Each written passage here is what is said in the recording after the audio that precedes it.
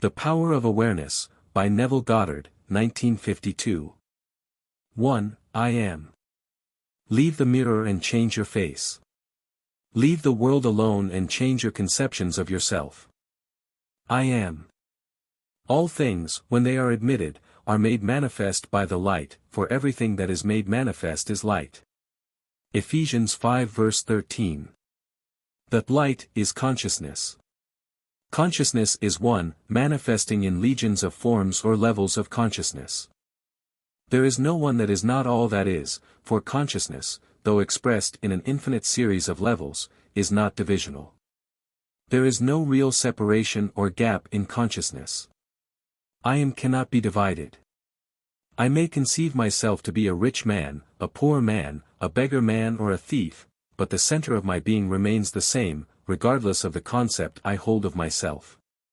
At the center of manifestation, there is only one I am manifesting in legions of forms or concepts of itself, and I am that I am. I am is the self-definition of the Absolute, the foundation on which everything rests. I am is the first cause substance. I am is the self-definition of God. I am hath sent me unto you. Exodus 3 verse 14. I am that I am. Exodus 3 verse 14. Be still and know that I am God. Psalm 46 verse 10. I am is a feeling of permanent awareness. The very center of consciousness is the feeling of I am. I may forget who I am, where I am, what I am, but I cannot forget that I am. The awareness of being remains, regardless of the degree of forgetfulness of who, where and what I am. 1. I am is that which, amid unnumbered forms, is ever the same.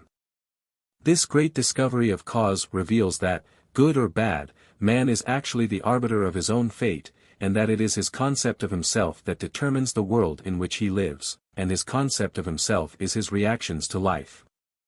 In other words, if you are experiencing ill health, knowing the truth about cause, you cannot attribute the illness to anything other than to the particular arrangement of the basic cause substance, an arrangement which was produced by your reactions to life, and is defined by your concept I am unwell.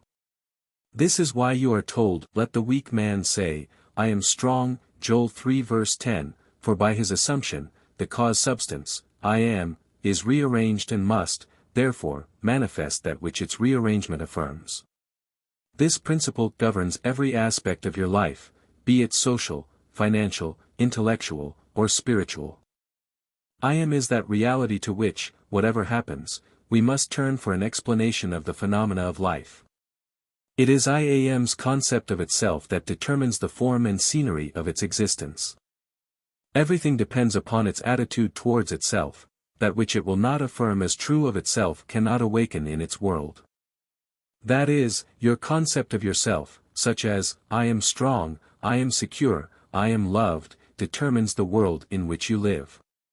In other words, when you say, I am a man, I am a father, I am an American, you are not defining different I ams, you are defining different concepts or arrangements of the one cause substance, the one I am. Even in the phenomena of nature, if the tree were articulate, it would say, I am a tree, an apple tree, a fruitful tree. When you know that consciousness is the one and only reality, conceiving itself to be something good, bad, or indifferent, and becoming that which it conceived itself to be, you are free from the tyranny of second causes, free from the belief that there are causes outside of your own mind that can affect your life. In the state of consciousness of the individual is found the explanation of the phenomena of life. If man's concept of himself were different, everything in his world would be different. His concept of himself being what it is, everything in his world must be as it is. Thus it is abundantly clear that there is only one I am and you are that I am. And while I am is infinite, you, by your concept of yourself, are displaying only a limited aspect of the infinite I am. Build thee more stately mansions, O, my soul, as the swift seasons roll. Leave thy low vaulted past. Let each new temple, nobler than the last, shut thee from heaven with a dome more vast till thou at length art free, leaving thine outgrown shell by life's unresting sea. Oliver Wendell Holmes, Sr., The Chambered Nautilus. 2. consciousness. It is only by a change of consciousness, by actually changing your concept of yourself, that you can build more stately mansions, the manifestations of higher and higher concepts. By manifesting is meant experiencing the results of these concepts in your world. It is of vital importance to understand clearly just what consciousness is. The reason lies in the fact that consciousness is the one and only reality, it is the first and only cause substance of the phenomena of life. Nothing has existence for man save through the consciousness he has of it. Therefore, it is to consciousness you must turn, for it is the only foundation on which the phenomena of life can be explained. If we accept the idea of a first cause, it would follow that the evolution of that cause could never result in anything foreign to itself. That is, if the first cause substance is light, all its evolutions, fruits and manifestations would remain light. The first cause substance being consciousness, all its evolutions, fruits and phenomena must remain consciousness. All that could be observed would be a higher or lower form or variation of the same thing. In other words, if your consciousness is the only reality, it must also be the only substance. Consequently, what appears to you as circumstances, conditions and even material objects is really only the product of your own consciousness. Nature, then, as a thing or a complex of things external to your mind, must be rejected. You and your environment cannot be regarded as existing separately. You and your world are one. Therefore, you must turn from the objective appearance of things to the subjective center of things, your consciousness, if you truly desire to know the cause of the phenomena of life, and how to use this knowledge to realize your fondest dreams. In the midst of the apparent contradictions, antagonisms and contrasts of your life, there is only one principle at work, only your consciousness operating. Difference does not consist in variety of substance, but in variety of arrangement of the same cause substance, your consciousness. The world moves with motiveless necessity. By this is meant that it has no motive of its own, but is under the necessity of manifesting your concept, the arrangement of your mind, and your mind is always arranged in the image of all you believe and consent to as true. The rich man, poor man, beggar man or thief are not different minds, but different arrangements of the same mind, in the same sense that a piece of steel, when magnetized, differs not in substance from its demagnetized state, but in the arrangement and order of its molecules. A single electron revolving in a specified orbit constitutes the unit of magnetism. When a piece of steel or anything else is demagnetized, the revolving electrons have not stopped. Therefore, the magnetism has not gone out of existence. There is only a rearrangement of the particles, so that they produce no outside or perceptible effect. When particles are arranged at random, mixed up in all directions, the substance is said to be demagnetized, but when particles are marshaled in ranks so that a number of them face in one direction, the substance is a magnet. Magnetism is not generated, it is displayed. Health, wealth, beauty, and genius are not created, they are only manifested by the arrangement of your mind, that is, by your concept of yourself, and your concept of yourself is all that you accept and consent to as true. What you consent to can only be discovered by an uncritical observation of your reactions to life. Your reactions reveal where you live psychologically, and where you live psychologically determines how you live here in the outer visible world. The importance of this in your daily life should be immediately apparent. The basic nature of the primal cause is consciousness. Therefore, the ultimate substance of all things is consciousness. 3. Power of assumption. Man's chief delusion is his conviction that there are causes other than his own state of consciousness. All that befalls a man, all that is done by him, all that comes from him, happens as a result of his state of consciousness. A man's consciousness is all that he thinks and desires and loves, all that he believes is true and consents to. That is why a change of consciousness is necessary before you can change your outer world. Rain falls as a result of a change in the temperature in the higher regions of the atmosphere, so, in like manner, a change of circumstance happens as a result of a change in your state of consciousness. Be ye transformed by the renewing of your mind. Romans 12 verse 2. To be transformed, the whole basis of your thoughts must change. But your thoughts cannot change unless you have new ideas, for you think from your ideas.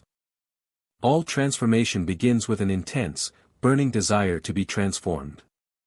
The first step in the renewing of the mind is desire.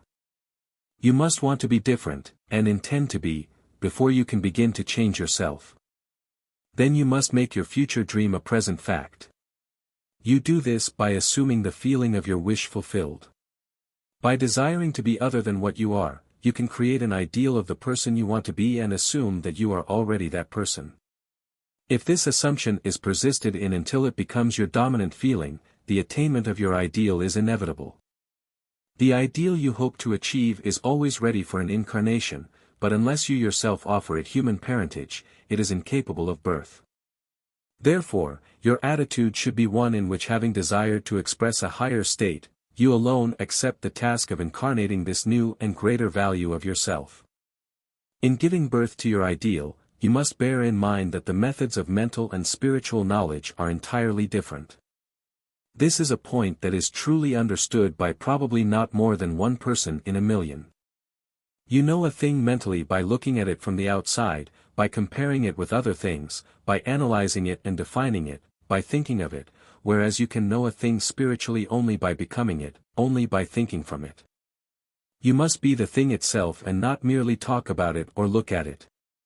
You must be like the moth in search of his idol, the flame, who spurred with true desire, plunging at once into the sacred fire, folded his wings within, till he became one color and one substance with the flame. He only knew the flame who in it burned, and only he could tell who ne'er to tell returned. Just as the moth in his desire to know the flame was willing to destroy himself, so must you in becoming a new person be willing to die to your present self. You must be conscious of being healthy if you are to know what health is. You must be conscious of being secure if you are to know what security is. Therefore, to incarnate a new and greater value of yourself, you must assume that you already are what you want to be and then live by faith in this assumption, which is not yet incarnate in the body of your life, in confidence that this new value or state of consciousness will become incarnated through your absolute fidelity to the assumption that you are that which you desire to be. This is what wholeness means, what integrity means. They mean submission of the whole self to the feeling of the wish fulfilled and certainty that that new state of consciousness is the renewing of mind which transforms. There is no order in nature corresponding to this willing submission of the self to the ideal beyond the self. Therefore, it is the height of folly to expect the incarnation of a new and greater concept of self to come about by natural evolutionary process. That which requires a state of consciousness to produce its effect obviously cannot be effected without such a state of consciousness, and in your ability to assume the feeling of a greater life, to assume a new concept of yourself, you possess what the rest of nature does not possess, imagination, the instrument by which you create your world. Your imagination is the instrument, the means, whereby your redemption from slavery, sickness, and poverty is effected. If you refuse to assume the responsibility of the incarnation of a new and higher concept of yourself, then you reject the means, the only means, whereby your redemption, that is, the attainment of your ideal, can be effected. Imagination is the only redemptive power in the universe. However, your nature is such that it is optional to you whether you remain in your present concept of yourself, a hungry being longing for freedom, health, and security, or choose to become the instrument of your own redemption, imagining yourself as that which you want to be, and thereby satisfying your hunger and redeeming yourself. Oh, be strong then, and brave, pure, patient and true, the work that is yours let no other hand do. For the strength for all need is faithfully given, from the fountain within you, the kingdom of heaven. 4. Desire. The changes which take place in your life as a result of your changed concept of yourself always appear to the unenlightened to be the result, not of a change of your consciousness, but of chance, outer cause, or coincidence. However, the only fate governing your life is the fate determined by your own concepts, your own assumptions, for an assumption, though false, if persisted in, will harden into fact. The ideal you seek and hope to attain will not manifest itself, will not be realized by you until you have imagined that you are already that ideal. There is no escape for you except by a radical psychological transformation of yourself, except by your assumption of the feeling of your wish fulfilled. Therefore, make results or accomplishments the crucial test of your ability to use your imagination. Everything depends on your attitude towards yourself. That which you will not affirm as true of yourself can never be realized by you, for that attitude alone is the necessary condition by which you realize your goal. All transformation is based upon suggestion, and this can work only where you lay yourself completely open to an influence. You must abandon yourself to your ideal as a woman abandons herself to love, for complete abandonment of self to it is the way to union with your ideal. You must assume the feeling of the wish fulfilled until your assumption has all the sensory vividness of reality. You must imagine that you are already experiencing what you desire. That is, you must assume the feeling of the fulfillment of your desire until you are possessed by it, and this feeling crowds all other ideas out of your consciousness.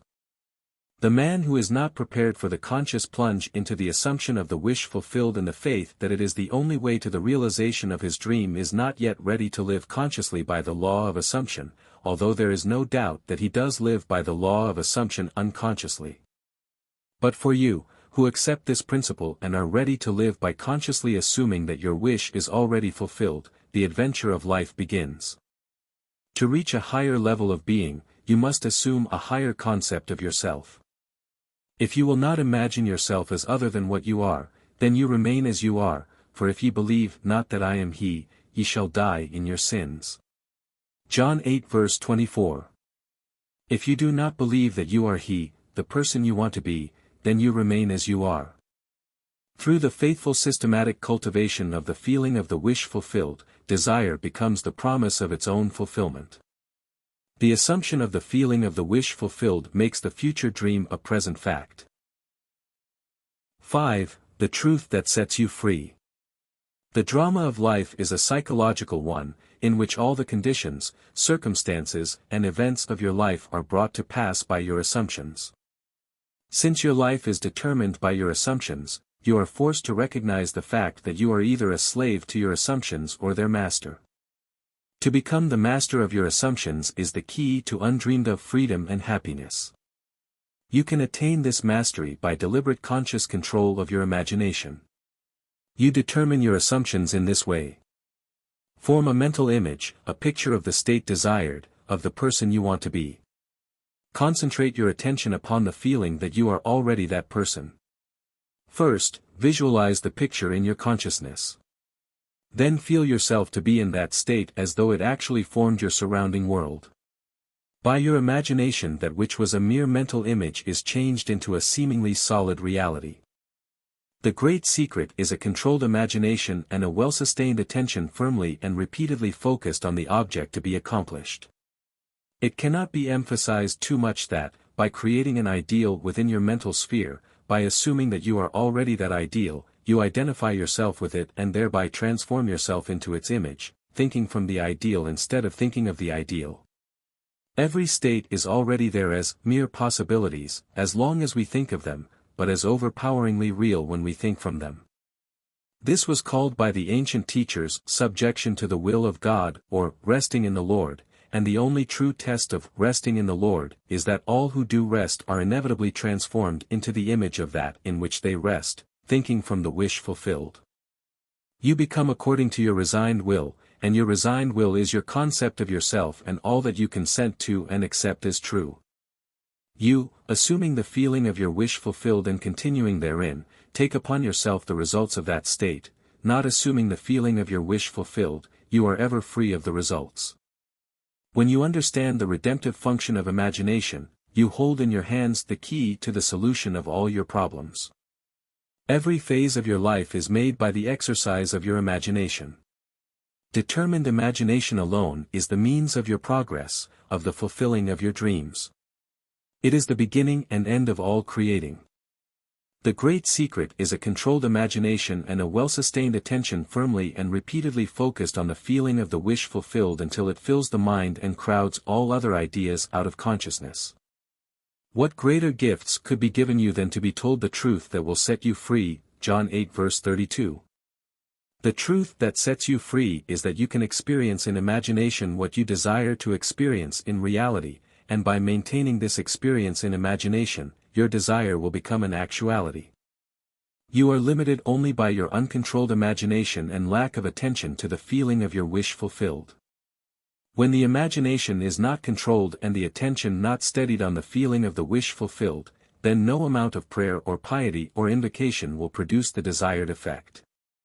When you can call up at will whatsoever image you please, when the forms of your imagination are as vivid to you as the forms of nature, you are master of your fate. You must stop spending your thoughts, your time and your money. Everything in life must be an investment. On the morning of April 12, 1953, my wife was awakened by the sound of a great voice of authority speaking within her and saying, "You must stop spending your thoughts, time, and money. Everything in life must be an investment. To spend is to waste, to squander, to lay out without return. To invest is to lay out for a purpose from which a profit is expected." This revelation of my wife is about the importance of the moment. It is about the transformation of the moment. It is only what is done now that counts. Whenever we assume the feeling of being what we want to be, we are investing. Visions of beauty and splendor, forms of a long-lost race, sounds and faces and voices, from the fourth dimension of space, and on through the universe boundless, our thoughts go lightning-shod, some call it imagination, and others call it God. Dr. George W. Carey, The New Name. 6. Attention. A double-minded man is unstable in all his ways. James 1 verse 8. Attention is forceful in proportion to the narrowness of its focus, that is, when it is obsessed with a single idea or sensation. It is steadied and powerfully focused only by such an adjustment of the mind as permits you to see one thing only, for you steady the attention and increase its power by confining it. The desire which realizes itself is always a desire upon which attention is exclusively concentrated, for an idea is endowed with power only in proportion to the degree of attention fixed on it. Concentrated observation is the attentive attitude directed from some specific end. The attentive attitude involves selection, for when you pay attention, it signifies that you have decided to focus your attention on one object or state rather than on another. Therefore, when you know what you want, you must deliberately focus your attention on the feeling of your wish fulfilled until that feeling fills the mind and crowds all other ideas out of consciousness. The power of attention is the measure of your inner force. Concentrated observation of one thing shuts out other things and causes them to disappear. The great secret of success is to focus the attention on the feeling of the wish fulfilled without permitting any distraction. All progress depends upon an increase of attention. The ideas which impel you to action are those which dominate the consciousness, those which possess the attention. The idea which excludes all others from the field of attention discharges in action. This one thing I do, forgetting those things that are behind, I press toward the mark. Philippians 3 verse 13. This means this one thing you can do, forgetting those things that are behind.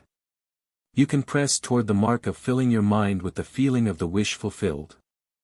To the unenlightened man, this will seem to be all fantasy, yet all progress comes from those who do not take the accepted view, nor accept the world as it is.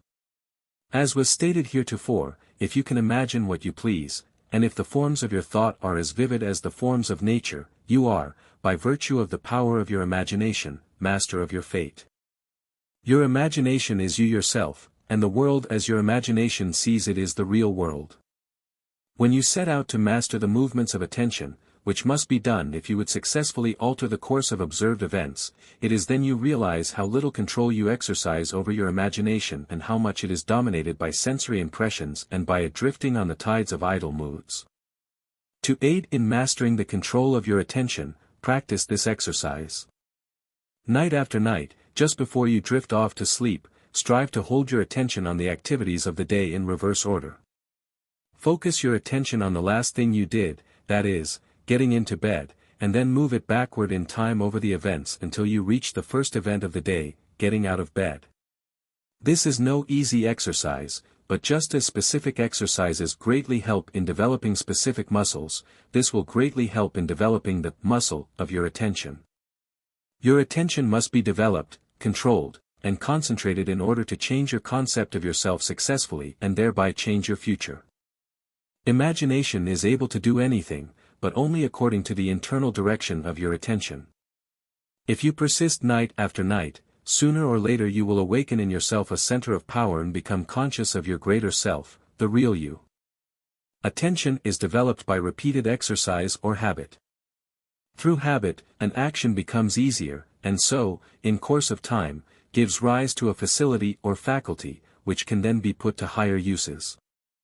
When you attain control of the internal direction of your attention, you will no longer stand in shallow water, but will launch out into the deep of life. You will walk in the assumption of the wish fulfilled as on a foundation more solid even than earth. 7. Attitude. Experiments recently conducted by Merle Lawrence, Princeton, and Adelbert Ames, Dartmouth, in the latter's psychology laboratory at Hanover, New Hampshire, prove that what you see when you look at something depends not so much on what is there as on the assumption you make when you look. Since what we believe to be the real, physical world is actually only an assumptive world, it is not surprising that these experiments prove that what appears to be solid reality is actually the result of expectations, or assumptions. Your assumptions determine not only what you see, but also what you do, for they govern all your conscious and subconscious movements towards the fulfillment of themselves. Over a century ago, this truth was stated by Emerson as follows. As the world was plastic and fluid in the hands of God, so it is ever to so much of his attributes as we bring to it. To ignorance and sin, it is flint. They adapt themselves to it as they may, but in proportion as a man has anything in him divine, the firmament flows before him and takes his signet and form. Your assumption is the hand of God molding the firmament into the image of that which you assume. The assumption of the wish fulfilled is the high tide which lifts you easily off the bar of the senses where you have so long lain stranded. It lifts the mind into prophecy in the full right sense of the word, and if you have that controlled imagination and absorbed attention which it is possible to attain, you may be sure that all your assumption implies will come to pass. When William Blake wrote, "What seems to be, is, to those to whom it seems to be," he was only repeating the eternal truth, "There is nothing unclean of itself, but to him that esteemeth anything to be unclean, to him it is unclean." Romans 14 verse 14. Because there is nothing unclean of itself, or clean of itself, you should assume the best and think only of that which is lovely and of good report, Philippians 4 verse 8. It is not superior insight, but ignorance of this law of assumption, if you read into the greatness of men some littleness with which you may be familiar, or into some situation or circumstance an unfavorable conviction. Your particular relationship to another influences your assumption with respect to that other and makes you see in him that which you do see. If you can change your opinion of another, then what you now believe of him cannot be absolutely true but is only relatively true.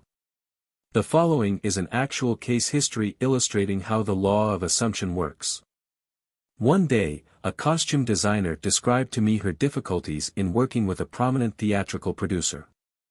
She was convinced that he unjustly criticized and rejected her best work and that often he was deliberately rude and unfair to her. Upon hearing her story, I explained that if she found the other rude and unfair, it was a sure sign that she, herself, was wanting and that it was not the producer, but herself that was in need of a new attitude. I told her that the power of this law of assumption and its practical application could be discovered only through experience, and that only by assuming that the situation was already what she wanted it to be could she prove that she could bring about the change desired. Her employer was merely bearing witness, telling her by his behavior what her concept of him was. I suggested that it was quite probable that she was carrying on conversations with him in her mind which were filled with criticism and recriminations. There was no doubt but that she was mentally arguing with the producer, for others only echo that which we whisper to them in secret. I asked her if it was not true that she talked to him mentally, and, if so, what those conversations were like. She confessed that every morning on her way to the theater she told him just what she thought of him in a way she would never have dared address him in person. The intensity and force of her mental arguments with him automatically established his behavior towards her. She began to realize that all of us carry on mental conversations, but, unfortunately, on most occasions, these conversations are argumentative, that we have only to observe the passerby on the street to prove this assertion, that so many people are mentally engrossed in conversation and few appear to be happy about it, but the very intensity of their feeling must lead them quickly to the unpleasant incident they themselves have mentally created and therefore must now encounter. When she realized what she had been doing, she agreed to change her attitude and to live this law faithfully by assuming that her job was highly satisfactory and her relationship with the producer was a very happy one. To do this, she agreed that, before going to sleep at night, on her way to work, and at other intervals during the day, she would imagine that he had congratulated her on her fine designs and that she, in turn, had thanked him for his praise and kindness. To her great delight, she soon discovered for herself that her own attitude was the cause of all that befell her. The behavior of her employer miraculously reversed itself. His attitude, echoing as it had always done, that which she had assumed, now reflected her changed concept of him. What she did was by the power of her imagination. Her persistent assumption influenced his behavior and determined his attitude toward her. With the passport of desire on the wings of a controlled imagination, she traveled into the future of her own predetermined experience. Thus we see it is not facts, but that which we create in our imagination, which shapes our lives, for most of the conflicts of the day are due to the want of a little imagination to cast the beam out of our own eye. It is the exact and literal-minded who live in a fictitious world. As this designer, by her controlled imagination, started the subtle change in her employer's mind, so can we, by the control of our own imagination and wisely directed feeling, solve our problems. By the intensity of her imagination and feeling, the designer cast a kind of enchantment on her producer's mind and caused him to think that his generous praise originated with him. Often our most elaborate and original thoughts are determined by another. We should never be certain that it was not some woman treading in the winepress who began that subtle change in men's mind, or that the passion did not begin in the mind of some shepherd boy, lighting up his eyes for a moment before it ran upon its way. William Butler Yeats. 8. Renunciation. There is no coal of character so dead that it will not glow and flame if but slightly turned. Resist not evil. Whosoever shall smite thee on thy right cheek, turn to him the other also. Matthew 5 verse 39. There is a great difference between resisting evil and renouncing it. When you resist evil, you give it your attention, you continue to make it real. When you renounce evil, you take your attention from it and give your attention to what you want. Now is the time to control your imagination and give beauty for ashes, joy for mourning, praise for the spirit of heaviness, that they might be called trees of righteousness, the planting of the Lord that he might be glorified. Isaiah 61 verse 3. You give beauty for ashes when you concentrate your attention on things as you would like them to be rather than on things as they are. You give joy for mourning when you maintain a joyous attitude regardless of unfavorable circumstances. You give praise for the spirit of heaviness when you maintain a confident attitude instead of succumbing to despondency. In this quotation, the Bible uses the word tree as a synonym for man. You become a tree of righteousness when the above mental states are a permanent part of your consciousness. You are a planting of the Lord when all your thoughts are true thoughts. He is, I am, as described in chapter 1. I am, is glorified when your highest concept of yourself is manifested. When you have discovered your own controlled imagination to be your savior, your attitude will be completely altered without any diminution of religious feeling, and you will say of your controlled imagination, behold this vine. I found it a wild tree, whose wanton strength had swollen into irregular twigs. But I pruned the plant and it grew temperate in its vain expense of useless leaves, and nodded as you see into these clean full clusters to repay the hand that wisely wounded it. By vine is meant your imagination, which, in its uncontrolled state, expends its energy in useless or destructive thoughts and feelings. But you, just as the vine is pruned by cutting away its useless branches and roots, prune your imagination by withdrawing your attention from all unlovely and destructive ideas and concentrating on the ideal you wish to attain. The happier, more noble life you will experience will be the result of wisely pruning your own imagination. Yes, be pruned of all unlovely thoughts and feelings, that you may think truly, and thy thoughts shall the world's famine feed, speak truly, and each word of thine shall be a fruitful seed, live truly, and thy life shall be a great and noble creed. 9. Preparing your place. And all mine are thine, and thine are mine. John 17 verse 10. Thrust in thy sickle, and reap, for the time is come for thee to reap, for the harvest of the earth is ripe. Revelation 14 verse 15. All is yours. Do not go seeking for that which you are. Appropriate it, claim it, assume it. Everything depends upon your concept of yourself. That which you do not claim as true of yourself cannot be realized by you. The promise is, whosoever hath, to him it shall be given, and he shall have more abundance, but whosoever hath not, from him shall be taken away even that which he seemeth to have.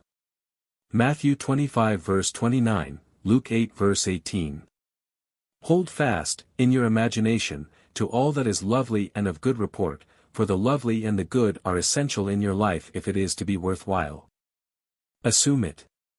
You do this by imagining that you already are what you want to be, and already have what you want to have. As a man thinketh in his heart, so is he. Proverbs 23 verse 7. Be still and know that you are that which you desire to be, and you will never have to search for it. In spite of your appearance of freedom of action, you obey, as everything else does, the law of assumption. Whatever you may think of the question of free will, the truth is your experiences throughout your life are determined by your assumptions, whether conscious or unconscious. An assumption builds a bridge of incidents that lead inevitably to the fulfillment of itself. Man believes the future to be the natural development of the past. But the law of assumption clearly shows that this is not the case. Your assumption places you psychologically where you are not physically, then your senses pull you back from where you were psychologically to where you are physically. It is these psychological forward motions that produce your physical forward motions in time. Precognition permeates all the scriptures of the world. In my Father's house are many mansions, if it were not so, I would have told you. I go to prepare a place for you. And if I go and prepare a place for you, I will come again and receive you unto myself, that where I am, there ye may be also. And now I have told you before it came to pass, that, when it is come to pass, ye might believe. John 14 verse 2. The I in this quotation is your imagination, which goes into the future, into one of the many mansions. Mansion is the state desired. Telling of an event before it occurs physically is simply feeling yourself into the state desired until it has the tone of reality. You go and prepare a place for yourself by imagining yourself into the feeling of your wish fulfilled. Then, you speed from this state of the wish fulfilled, where you have not been physically, back to where you were physically a moment ago. Then, with an irresistible forward movement, you move forward across a series of events to the physical realization of your wish, that where you have been in imagination, there you will be in the flesh also. Unto the place from whence the rivers come, thither they return again. Ecclesiastes 1 verse 7. 10. Creation. I am God, declaring the end from the beginning, and from ancient times, things that are not yet done. Isaiah 46 verse 9.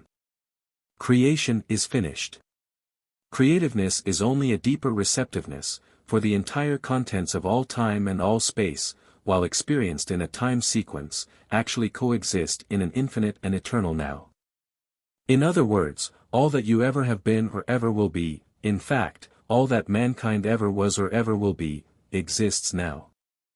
This is what is meant by creation, and the statement that creation is finished means nothing is ever to be created, it is only to be manifested. What is called creativeness is only becoming aware of what already is. You simply become aware of increasing portions of that which already exists.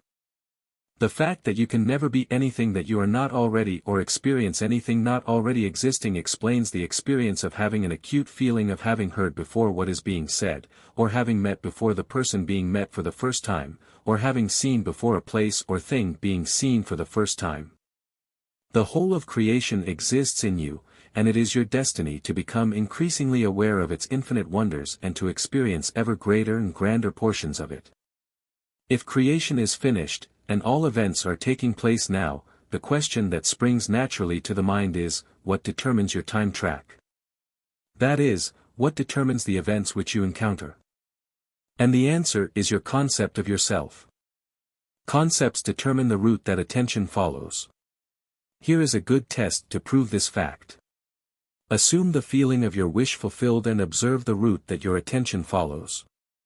You will observe that as long as you remain faithful to your assumption, so long will your attention be confronted with images clearly related to that assumption. For example, if you assume that you have a wonderful business, you will notice how in your imagination, your attention is focused on incident after incident relating to that assumption. Friends congratulate you, tell you how lucky you are. Others are envious and critical. From there, your attention goes to larger offices, bigger bank balances, and many other similarly related events. Persistence in this assumption will result in actually experiencing in fact that which you assumed. The same is true regarding any concept. If your concept of yourself is that you are a failure, you would encounter in your imagination a whole series of incidents in conformance to that concept. Thus it is clearly seen how you, by your concept of yourself, determine your present, that is, the particular portion of creation which you now experience, and your future, that is, the particular portion of creation which you will experience. 11. Interference. You are free to choose the concept you will accept of yourself. Therefore, you possess the power of intervention, the power which enables you to alter the course of your future. The process of rising from your present concept to a higher concept of yourself is the means of all true progress. The higher concept is waiting for you to incarnate it in the world of experience. Now unto him that is able to do exceeding abundantly above all that we ask or think, according to the power that worketh in us, unto him be glory. Ephesians 3 verse 20. Him, that is able to do more than you can ask or think, is your imagination, and the power that worketh in us is your attention. Understanding imagination to be him that is able to do all that you ask, and attention to be the power by which you create your world, you can now build your ideal world. Imagine yourself to be the ideal you dream of and desire. Remain attentive to this imagined state, and as fast as you completely feel that you are already this ideal, it will manifest itself as reality in your world. He was in the world, and the world was made by him and the world knew him not. John 1 verse 10. The mystery hid from the ages, Christ in you, the hope of glory. Colossians 1 verse 26. The he in the first of these quotations is your imagination. As previously explained, there is only one substance. This substance is consciousness. It is your imagination which forms this substance into concepts, which concepts are then manifested as conditions, circumstances, and physical objects. Thus imagination made your world. This supreme truth, with but few exceptions, man is not conscious of. The mystery, Christ in you, referred to in the second quotation, is your imagination, by which your world is molded. The hope of glory is your awareness of the ability to rise perpetually to higher levels. Christ is not to be found in history, nor in external forms. You find Christ only when you become aware of the fact that your imagination is the only redemptive power. When this is discovered, the towers of dogma will have heard the trumpets of truth, and, like the walls of Jericho, crumble to dust. 12. Subjective control. Your imagination is able to do all that you ask in proportion to the degree of your attention. All progress, all fulfillment of desire depend upon the control and concentration of your attention. Attention may be either attracted from without or directed from within. Attention is attracted from without when you are consciously occupied with the external impressions of the immediate present. The very lines of this page are attracting your attention from without. Your attention is directed from within when you deliberately choose what you will be preoccupied with mentally. It is obvious that, in the objective world, your attention is not only attracted by, but is constantly directed to external impressions. But, your control in the subjective state is almost non-existent, for in this state, attention is usually the servant and not the master, the passenger and not the navigator, of your world. There is an enormous difference between attention directed objectively and attention directed subjectively, and the capacity to change your future depends on the latter. When you are able to control the movements of your attention in the subjective world, you can modify or alter your life as you please. But this control cannot be achieved if you allow your attention to be attracted constantly from without. Each day, set yourself the task of deliberately withdrawing your attention from the objective world and of focusing it subjectively. In other words, concentrate on those thoughts or moods which you deliberately determine. Then those things that now restrict you will fade and drop away. The day you achieve control of the movements of your attention in the subjective world, you are master of your fate. You will no longer accept the dominance of outside conditions or circumstances. You will not accept life on the basis of the world without. Having achieved control of the movements of your attention, and having discovered the mystery hid from the ages, that Christ in you is your imagination, you will assert the supremacy of imagination and put all things in subjection to it. 13. Acceptance. Man's perceptions are not bounded by organs of perception, he perceives more than sense, though ever so acute, can discover. William Blake. However much you seem to be living in a material world, you are actually living in a world of imagination. The outer, physical events of life are the fruit of forgotten blossom times, results of previous and usually forgotten states of consciousness. They are the ends running true to ofttimes forgotten imaginative origins. Whenever you become completely absorbed in an emotional state, you are at that moment assuming the feeling of the state fulfilled. If persisted in, whatsoever you are intensely emotional about, you will experience in your world. These periods of absorption, of concentrated attention, are the beginnings of the things you harvest. It is in such moments that you are exercising your creative power, the only creative power there is. At the end of these periods, or moments of absorption, you speed from these imaginative states, where you have not been physically, to where you were physically an instant ago.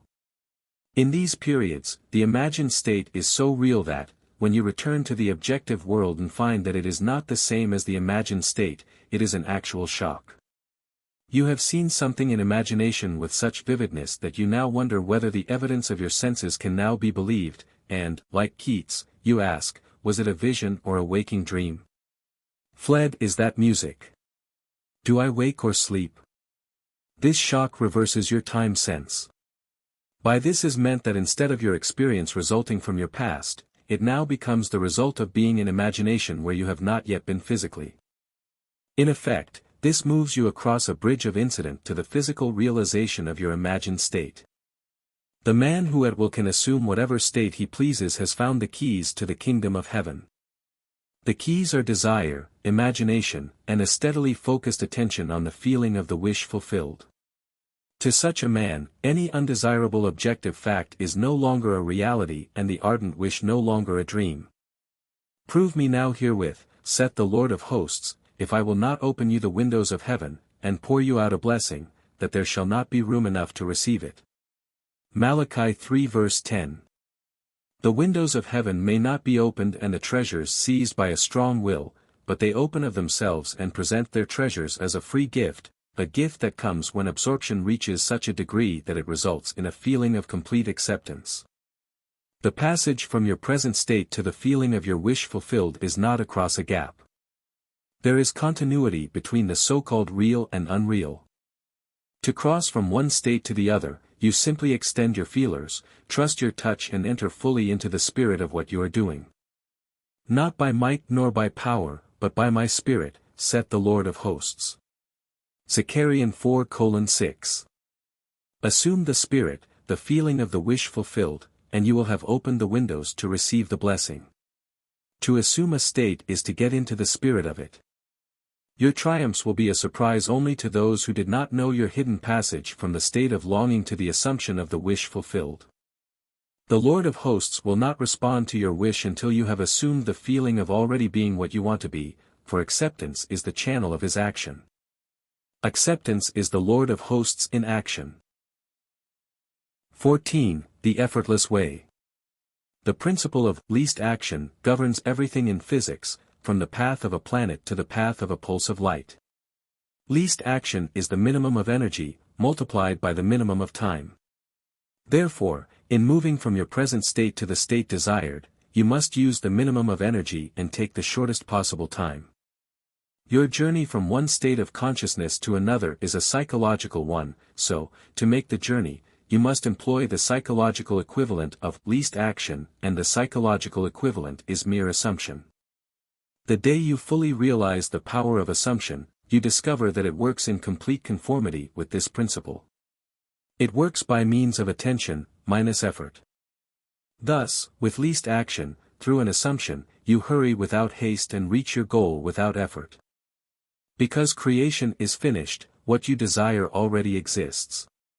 It is excluded from view because you can see only the contents of your own consciousness. It is the function of an assumption to call back the excluded view and restore full vision. It is not the world, but your assumptions that change. An assumption brings the invisible into sight. It is nothing more nor less than seeing with the eye of God, i.e., imagination. For the Lord seeth not as a man seeth, for man looketh on the outward appearance, but the Lord looketh on the heart. Samuel 16:7. The heart is the primary organ of sense, hence the first cause of experience. When you look on the heart, you are looking at your assumptions. Assumptions determine your experience. Watch your assumption with all diligence, for out of it are the issues of life. Assumptions have the power of objective realization. Every event in the visible world is the result of an assumption or idea in the unseen world. The present moment is all important, for it is only in the present moment that our assumptions can be controlled.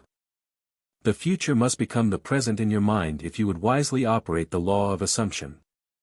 The future becomes the present when you imagine that you already are what you will be when your assumption is fulfilled. Be still, least action, and know that you are that which you desire to be. The end of longing should be being. Translate your dream into being.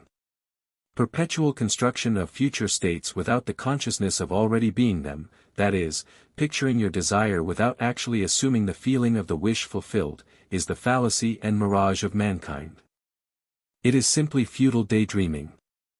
15. The crown of the mysteries.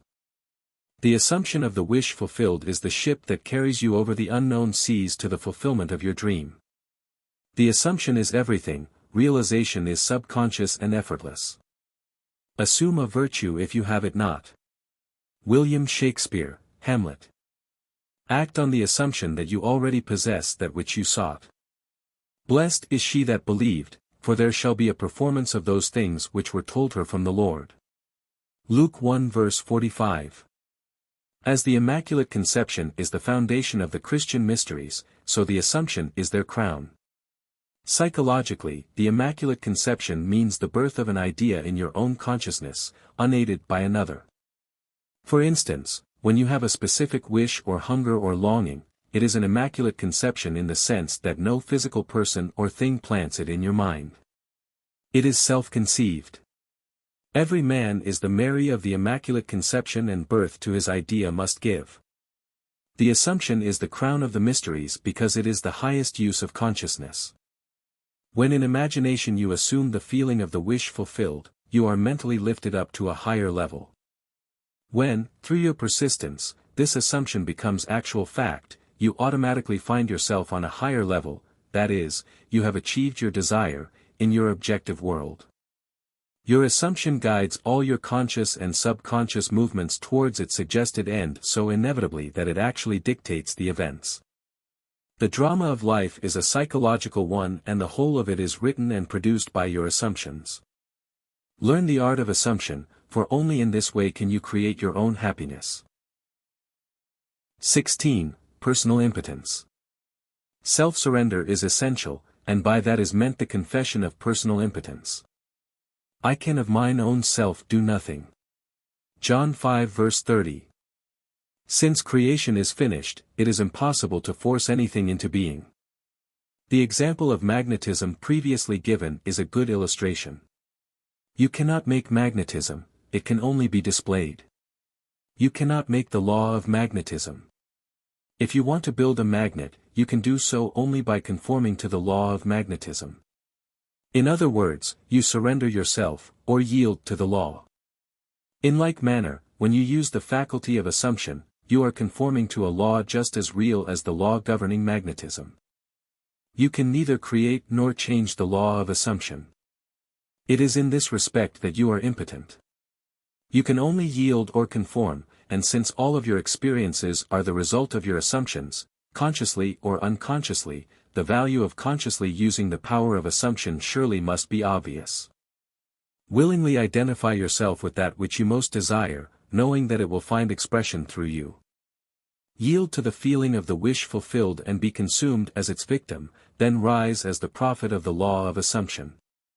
17. All things are possible. It is of great significance that the truth of the principles outlined in this book have been proven time and again by the personal experiences of the author. Throughout the past 25 years, he has applied these principles and proved them successful in innumerable instances. He attributes to an unwavering assumption of his wish already being fulfilled every success that he has achieved. He was confident that, by these fixed assumptions, his desires were predestined to be fulfilled. Time and again, he assumed the feeling of his wish fulfilled and continued in his assumption until that which he desired was completely realized. Live your life in a sublime spirit of confidence and determination, disregard appearances, conditions, in fact all evidence of your senses that deny the fulfillment of your desire. Rest in the assumption that you are already what you want to be, for, in that determined assumption, you and your infinite being are merged in creative unity, and with your infinite being, God, all things are possible. God never fails. For who can stay his hand or say unto him, What doest thou? Daniel 4 verse 35. Through the mastery of your assumptions, you are in very truth enabled to master life. It is thus that the ladder of life is ascended, thus the ideal is realized. The clue to the real purpose of life is to surrender yourself to your ideal with such awareness of its reality that you begin to live the life of the ideal and no longer your own life as it was prior to this surrender. He calleth things that are not seen as though they were, and the unseen become seen. Romans 4 verse 17. Each assumption has its corresponding world. If you are truly observant, you will notice the power of your assumptions to change circumstances which appear wholly immutable. You, by your conscious assumptions, determine the nature of the world in which you live. Ignore the present state and assume the wish fulfilled. Claim it, it will respond. The law of assumption is the means by which the fulfillment of your desires may be realized. Every moment of your life, consciously or unconsciously, you are assuming a feeling. You can no more avoid assuming a feeling than you can avoid eating and drinking. All you can do is control the nature of your assumptions. Thus it is clearly seen that the control of your assumption is the key you now hold to an ever-expanding, happier, more noble life. 18. Be ye doers. Be ye doers of the word and not hearers only, deceiving your own selves. For if any be a hearer of the word, and not a doer, he is like unto a man beholding his natural face in a glass and goeth his way, and straightway forgetteth what manner of man he was. But whoso looketh into the perfect law of liberty, and continue therein, he being not a forgetful hearer but a doer of the work, this man shall be blessed in his deed. James 1 verse 22. The word in this quotation means idea, concept, or desire. You deceive yourself by hearing only, when you expect your desire to be fulfilled through mere wishful thinking. Your desire is what you want to be, and looking at yourself in a glass is seeing yourself in imagination as that person. Forgetting what manner of man you are is failing to persist in your assumption. The perfect law of liberty is the law which makes possible liberation from limitation, that is, the law of assumption. To continue in the perfect law of liberty is to persist in the assumption that your desire is already fulfilled. You are not a forgetful hearer when you keep the feeling of your wish fulfilled constantly alive in your consciousness. This makes you a doer of the work, and you are blessed in your deed by the inevitable realization of your desire. You must be doers of the law of assumption, for without application, the most profound understanding will not produce any desired result. Frequent reiteration and repetition of important basic truths runs through these pages. Where the law of assumption is concerned, the law that sets man free, this is a good thing. It should be made clear again and again even at the risk of repetition. The real truth seeker will welcome this aid in concentrating his attention upon the law which sets him free. The parable of the master's condemnation of the servant who neglected to use the talent given him is clear and unmistakable. Having discovered within yourself the key to the treasure house, you should be like the good servant who, by wise use, multiplied by many times the talents entrusted to him. The talent entrusted to you is the power to consciously determine your assumption. The talent not used, like the limb not exercised, withers and finally atrophies. What you must strive after is being. In order to do, it is necessary to be. The end of yearning is to be. Your concept of yourself can only be driven out of consciousness by another concept of yourself. By creating an ideal in your mind, you can identify yourself with it until you become one and the same with the ideal, thereby transforming yourself into it. The dynamic prevails over the static, the active over the passive. One who is a doer is magnetic and therefore infinitely more creative than any who merely hear. Be among the doers. 19. Essentials. The essential points in the successful use of the law of assumption are these. First, and above all, yearning, longing, intense, burning desire. With all your heart you must want to be different from what you are. Intense, burning desire, combined with intention to make good, is the mainspring of action, the beginning of all successful ventures. In every great passion, which achieves its objective, desire is concentrated, and intentioned. You must first desire and then intend to succeed. As the hart panteth after the water brooks, so panteth my soul after thee, O God. Psalm 42 verse 1. Blessed are they that hunger and thirst after righteousness, for they shall be filled. Matthew 5 verse 6. Here, the soul is interpreted as the sum total of all you believe, think, feel, and accept as true, in other words, your present level of awareness, God, 5 I am, the power of awareness, the source and fulfillment of all desires. Understood psychologically, I am an infinite series of levels of awareness and I am what I am according to where I am in the series. This quotation describes how your present level of awareness longs to transcend itself. Righteousness is the consciousness of already being what you want to be. Second, cultivate physical immobility, a physical incapacity not unlike the state described by Keats in his Ode to a Nightingale. A drowsy numbness pains my senses, as though of hemlock I had drunk. It is a state akin to sleep, but one in which you are still in control of the direction of attention. You must learn to induce this state at will, but experience has taught that it is more easily induced after a substantial meal, or when you wake in the morning feeling very loath to arise. Then you are naturally disposed to enter this state. The value of physical immobility shows itself in the accumulation of mental force which absolute stillness brings with it. It increases your power of concentration. Be still and know that I am God. Psalm 46 verse 10. In fact, the greater energies of the mind seldom break forth save when the body is stilled and the door of the senses closed to the objective world. The third and last thing to do is to experience in your imagination what you would experience in reality had you achieved your goal. You must gain it in imagination first, for imagination is the very door to the reality of that which you seek. But use imagination masterfully and not as an onlooker thinking of the end, but as a partaker thinking from the end. Imagine that you possess a quality or something you desire which hitherto has not been yours. Surrender yourself completely to this feeling until your whole being is possessed by it. This state differs from reverie in this respect, it is the result of a controlled imagination and a steadied, concentrated attention, whereas reverie is the result of an uncontrolled imagination, usually just a daydream. In the controlled state, a minimum of effort suffices to keep your consciousness filled with the feeling of the wish fulfilled. The physical and mental immobility of this state is a powerful aid to voluntary attention and a major factor of minimum effort. The application of these 3 points, 1. Desire, 2. Physical immobility, 3. The assumption of the wish already fulfilled, is the way to at-one-ment or union with your objective. The first point is thinking of the end, with intention to realize it. The third point is thinking from the end with the feeling of accomplishment. The secret of thinking from the end is to enjoy being it. The minute you make it pleasurable and imagine that you are it, you start thinking from the end. One of the most prevalent misunderstandings is that this law works only for those having a devout or a religious objective.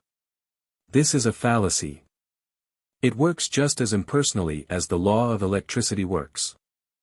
It can be used for greedy, selfish purposes as well as noble ones. But it should always be borne in mind that ignoble thoughts and actions inevitably result in unhappy consequences. 20. Righteousness. In the preceding chapter, righteousness was defined as the consciousness of already being what you want to be. This is the true psychological meaning and obviously does not refer to adherence to moral codes, civil law, or religious precepts.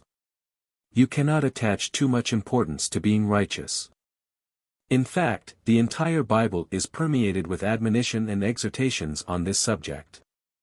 Break off thy sins by righteousness. Daniel 4 verse 27. My righteousness I hold fast, and will not let it go, my heart shall not reproach me so long as I live. Job 27 verse 6. My righteousness shall answer for me in time to come. Genesis 30 verse 33. Very often the words sin and righteousness are used in the same quotation. This is a logical contrast of opposites and becomes enormously significant in the light of the psychological meaning of righteousness and the psychological meaning of sin. Sin means to miss the mark. Not to attain your desire, not to be the person you want to be is sinning. Righteousness is the consciousness of already being what you want to be. It is a changeless educative law that effects must follow causes. Only by righteousness can you be saved from sinning. There is a widespread misunderstanding as to what it means to be saved from sin. The following example will suffice to demonstrate this misunderstanding and to establish the truth. A person living in abject poverty may believe that by means of some religious or philosophical activity he can be saved from sin and his life improved as a result. If, however, he continues to live in the same state of poverty, it is obvious that what he believed was not the truth, and, in fact, he was not saved. On the other hand, he can be saved by righteousness. The successful use of the law of assumption would have the inevitable result of an actual change in his life. He would no longer live in poverty. He would no longer miss the mark. He would be saved from sin. Except your righteousness shall exceed the righteousness of the scribes and Pharisees, ye shall in no wise enter into the kingdom of heaven. Matthew 5 verse 20. Scribes and Pharisees means those who are influenced and governed by the outer appearances, the rules and customs of the society in which they live, the vain desire to be thought well of by other men. Unless this state of mind is exceeded, your life will be one of limitation, of failure to attain your desires, of missing the mark, of sin. This righteousness is exceeded by true righteousness, which is always the consciousness of already being that which you want to be. One of the greatest pitfalls in attempting to use the law of assumption is focusing your attention on things, on a new home, a better job, a bigger bank balance. This is not the righteousness without which you die in your sins, John 8 verse 24. Righteousness is not the thing itself, it is the consciousness, the feeling of already being the person you want to be, of already having the thing you desire. Seek ye first the kingdom of God and his righteousness, and all these things shall be added unto you. Matthew 6 verse 33. The kingdom, entire creation, of God, your I am, is within you.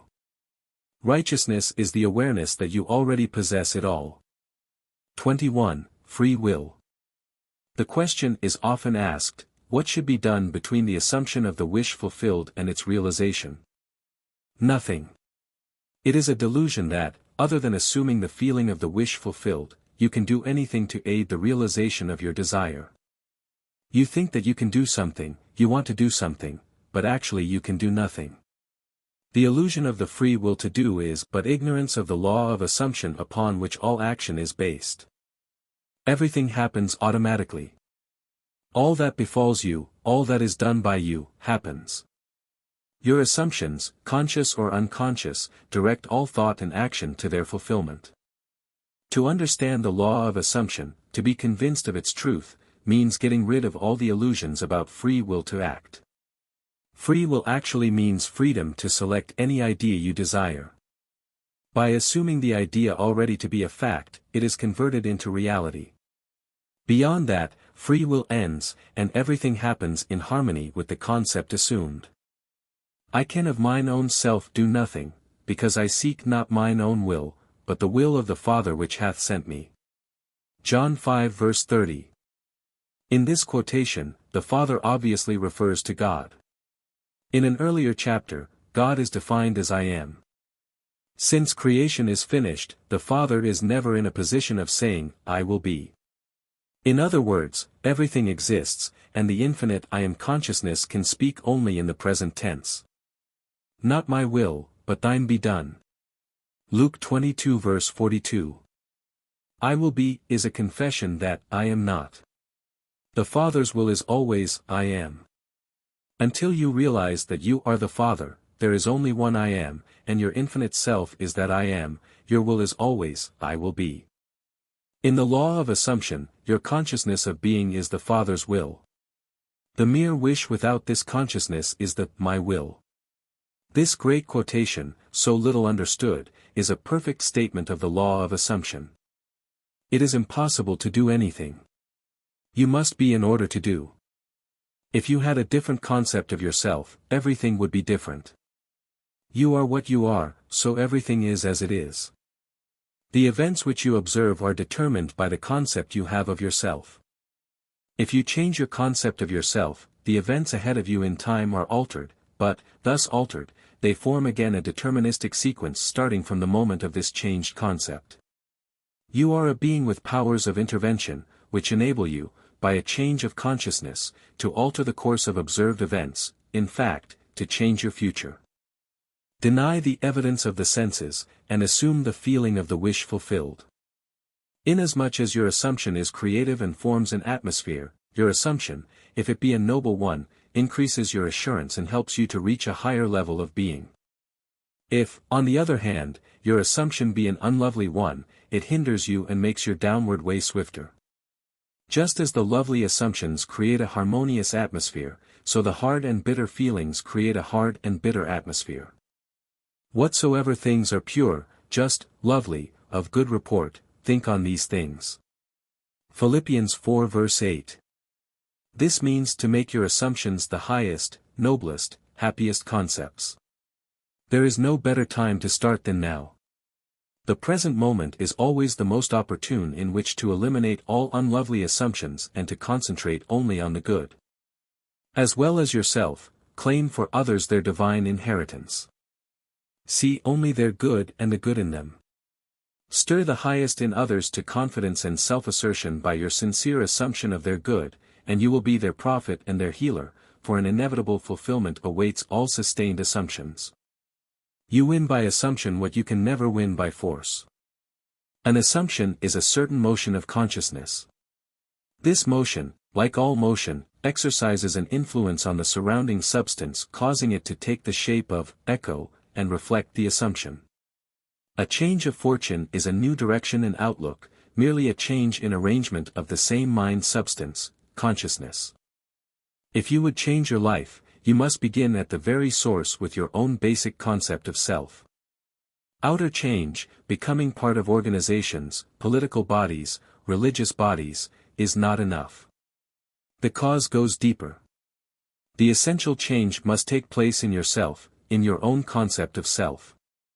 You must assume that you are what you want to be and continue therein, for the reality of your assumption has its being in complete independence of objective fact and will clothe itself in flesh if you persist in the feeling of the wish fulfilled. When you know that assumptions, if persisted in, harden into facts, then events which seem to the uninitiated mere accidents will be understood by you to be the logical and inevitable effects of your assumption. The important thing to bear in mind is that you have infinite free will in choosing your assumptions, but no power to determine conditions and events.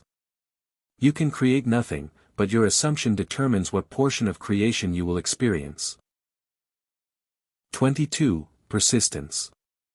And he said unto them, Which of you shall have a friend, and shall go unto him at midnight, and say unto him, Friend, lend me 3 loaves, for a friend of mine in his journey is come to me, and I have nothing to set before him? And he from within shall answer and say, Trouble me not, the door is now shut, and my children are with me in bed, I cannot rise and give thee. I say unto you, though he will not rise and give him, because he is his friend, yet because of his importunity he will rise and give him as many as he needeth.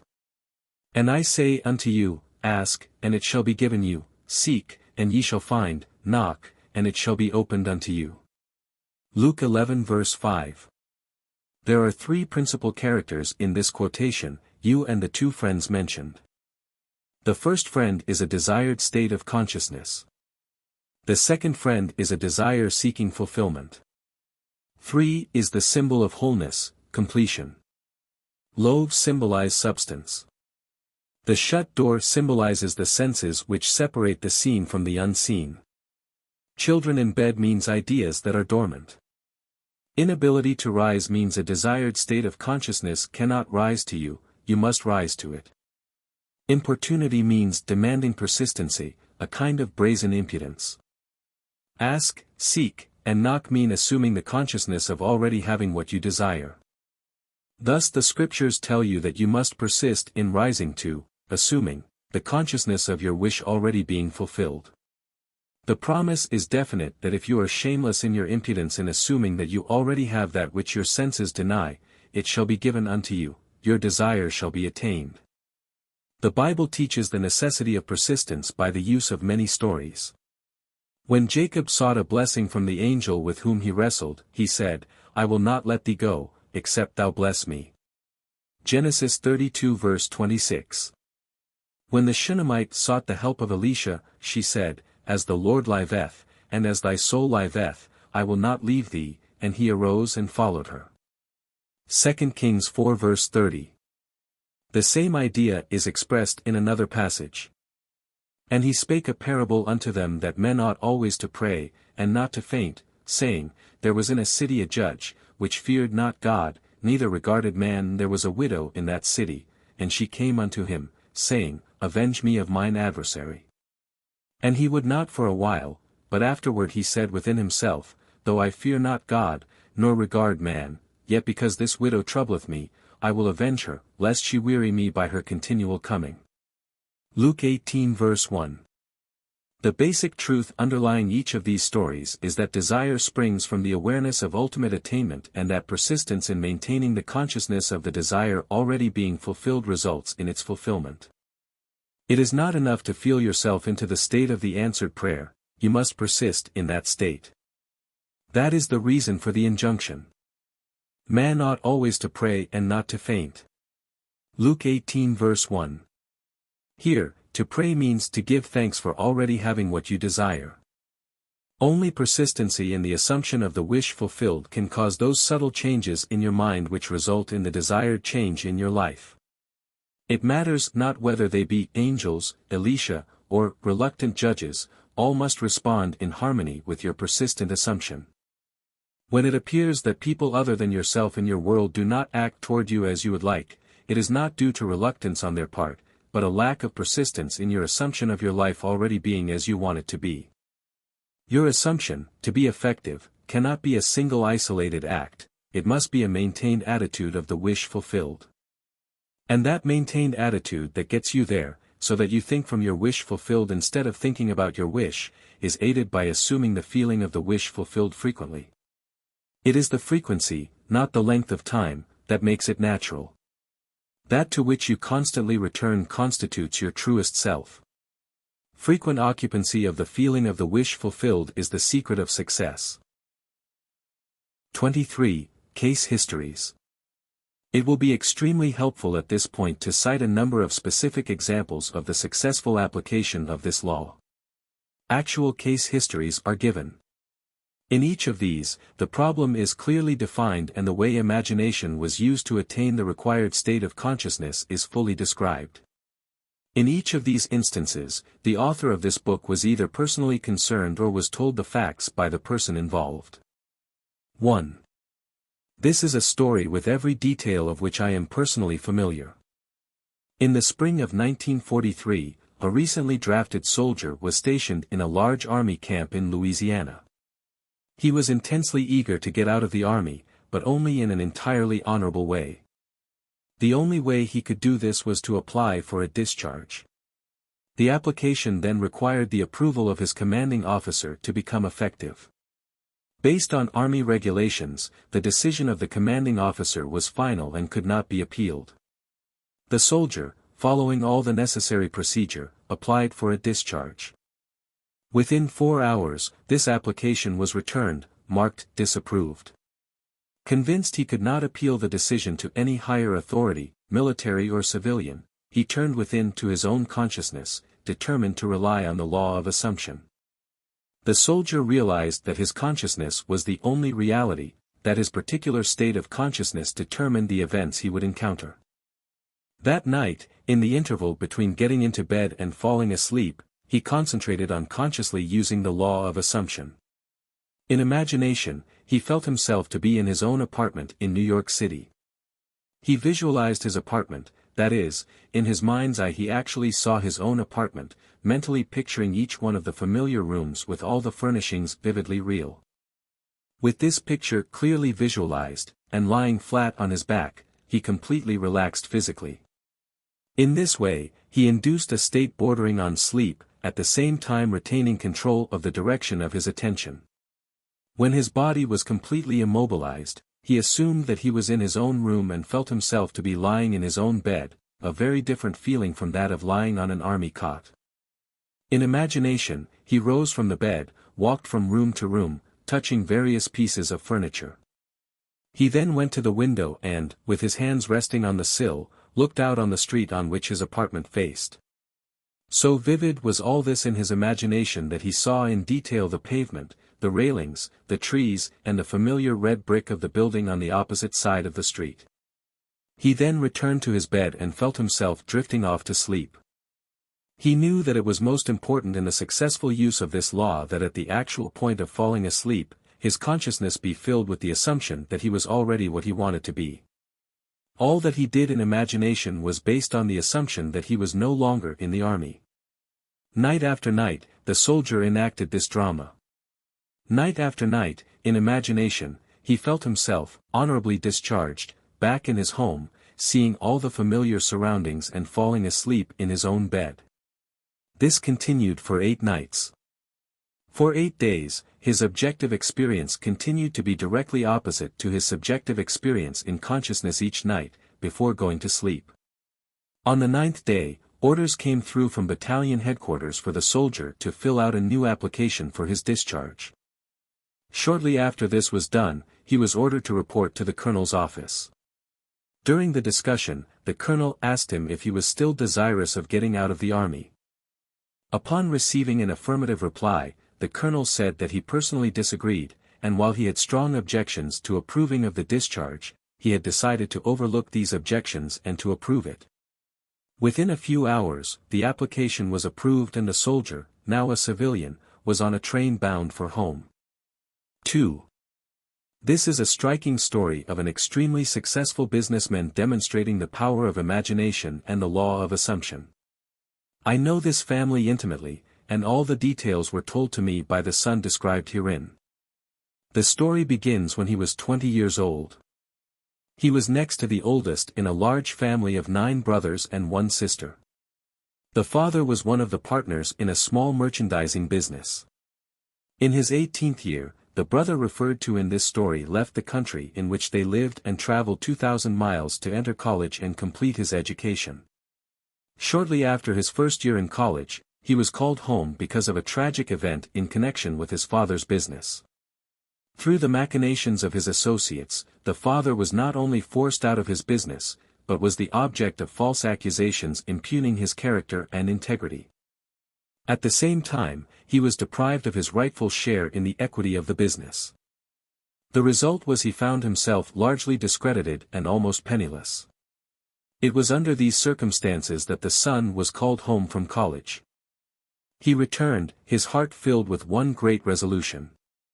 He was determined that he would become outstandingly successful in business. The first thing he and his father did was to use the little money they had to start their own business. They rented a small store on a side street not far from the large business of which the father had been one of the principal owners. There they started a business bent upon real service to the community. It was shortly thereafter that the son, with instinctive awareness that it was bound to work, deliberately used imagination to attain an almost fantastic objective. Every day, on the way to and from work, he passed the building of his father's former business, the biggest business of its kind in the country.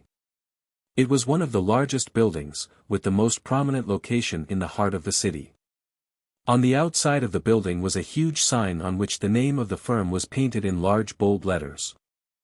Day after day, as he passed by, a great dream took shape in the son's mind. He thought of how wonderful it would be if it was his family that had this great building, his family that owned and operated this great business. One day, as he stood gazing at the building, in his imagination, he saw a completely different name on the huge sign across the entrance.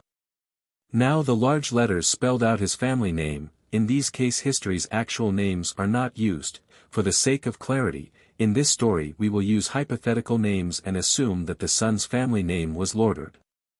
Where the sign read F.N. Moth and Company, in imagination, he actually saw the name, letter by letter, N. Goddard and Sons. He remained looking at the sign with his eyes wide open, imagining that it read N. Goddard and Sons. Twice a day, week after week, month after month, for 2 years, he saw his family name over the front of that building. He was convinced that if he felt strongly enough that a thing was true, it was bound to be the case, and by seeing in imagination his family name on the sign, which implied that they owned the business, he became convinced that one day they would own it. During this period, he told only one person what he was doing. He confided in his mother, who with loving concern tried to discourage him in order to protect him from what might be a great disappointment. Despite this, he persisted day after day. 2 years later, the large company failed and the coveted building was up for sale. On the day of the sale, he seemed no nearer ownership than he had been 2 years before when he began to apply the law of assumption. During this period, they had worked hard, and their customers had implicit confidence in them. However, they had not earned anything like the amount of money required for the purchase of the property. Nor did they have any source from which they could borrow the necessary capital. Making even more remote their chance of getting it was the fact that this was regarded as the most desirable property in the city and a number of wealthy business people were prepared to buy it. On the actual day of the sale, to their complete surprise, a man, almost a total stranger, came into their shop and offered to buy the property for them. Due to some unusual conditions involved in this transaction, the son's family could not even make a bid for the property. They thought the man was joking. However, this was not the case. The man explained that he had watched them for some time, admired their ability, believed in their integrity, and that supplying the capital for them to go into business on a large scale was an extremely sound investment for him. That very day the property was theirs. What the son had persisted in seeing in his imagination was now a reality. The hunch of the stranger was more than justified. Today, this family owns not only the particular business referred to, but owns many of the largest industries in the country in which they live. The son, seeing his family name over the entrance of this great building, long before it was actually there, was using exactly the technique that produces results. By assuming the feeling that he already had what he desired, by making this a vivid reality in his imagination, by determined persistence, regardless of appearance or circumstance, he inevitably caused his dream to become a reality. 3. This is the story of a very unexpected result of an interview with a lady who came to consult me. One afternoon, a young grandmother, a businesswoman in New York, came to see me. She brought along her 9-year-old grandson, who was visiting her from his home in Pennsylvania. In response to her questions, I explained the law of assumption, describing in detail the procedure to be followed in attaining an objective. The boy sat quietly, apparently absorbed in a small toy truck, while I explained to the grandmother the method of assuming the state of consciousness that would be hers were her desire already fulfilled. I told her the story of the soldier in camp, who, each night, fell asleep, imagining himself to be in his own bed in his own home. When the boy and his grandmother were leaving, he looked up at me with great excitement and said, "I know what I want and, now, I know how to get it." Surprised, I asked him what it was he wanted. He told me he had his heart set on a puppy. To this, the grandmother vigorously protested, telling the boy that it had been made clear repeatedly that he could not have a dog under any circumstances, that his father and mother would not allow it, that the boy was too young to care for it properly, and furthermore, the father had a deep dislike for dogs, he actually hated to have one around. All these were arguments the boy, passionately desirous of having a dog, refused to understand. "Now I know what to do," he said. "Every night, just as I am going off to sleep, I am going to pretend that I have a dog and we are going for a walk." "No," said the grandmother, "that is not what Mr. Neville means. This was not meant for you. You cannot have a dog." Approximately 6 weeks later, the grandmother told me what was to her an astonishing story. The boy's desire to own a dog was so intense that he had absorbed all that I had told his grandmother of how to attain one's desire, and he believed implicitly that at last he knew how to get a dog. Putting this belief into practice, for many nights, the boy imagined a dog was lying in his bed beside him. In imagination, he petted the dog, actually feeling its fur. Things like playing with the dog and taking it for a walk filled his mind. Within a few weeks, it happened. A newspaper in the city in which the boy lived organized a special program in connection with Kindness to Animals Week. All schoolchildren were requested to write an essay on why I would like to own a dog. After entries from all the schools were submitted and judged, the winner of the contest was announced. The very same boy who weeks before in my apartment in New York had told me, "Now I know how to get a dog," was the winner. In an elaborate ceremony, which was publicized with stories and pictures in the newspaper, the boy was awarded a beautiful collie puppy. In relating this story, the grandmother told me that if the boy had been given the money with which to buy a dog, the parents would have refused to do so and would have used it to buy a bond for the boy or put it in the savings bank for him. Furthermore, if someone had made the boy a gift of a dog, they would have refused it or given it away.